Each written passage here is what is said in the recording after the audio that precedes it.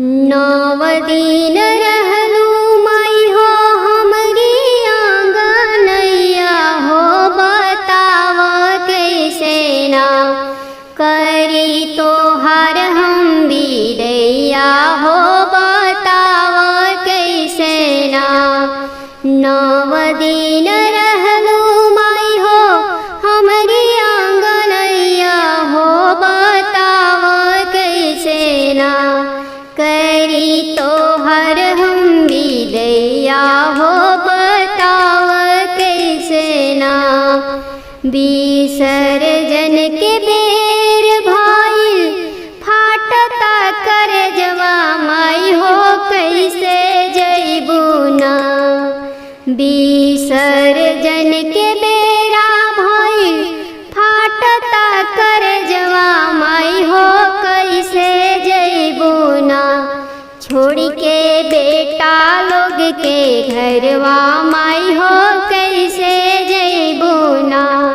छोड़ के बिटिया लोग के घरवा माई हो, कैसे जइबू ना।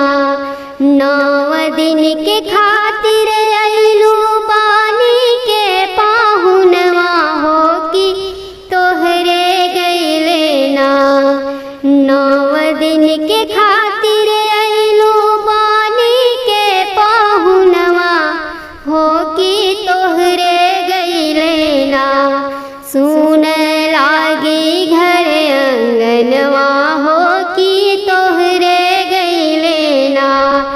सुन लागी गौआ नगरिया माई हो, तोहरे गइले ना। 9 दिन बारात कैली दियना आस के जरवली हो, कि मैया मोरी ना हो, कि मैया मोरी ना। 9 दिन सेवा में बीतवली हो, कि मैया मोरी ना। ममता के छाव मिलल माई हो तोहरिया चरवा हो, कि जन जा मैया ना। ममता के छाव मिलल माई हो तोहरी शरणिया हो, कि जन जा मैया ना। छोड़ के बेटा लोग के घरवा हो, कि जन जा मैया ना। छोड़ के बिटिया लोग के घरवा हो, कि जन जा मैया ना। जात बाड़ू माई छोड़ के बेटा के घरवा हो, कि फिर से अइहना हो, कि फिर से अइहना।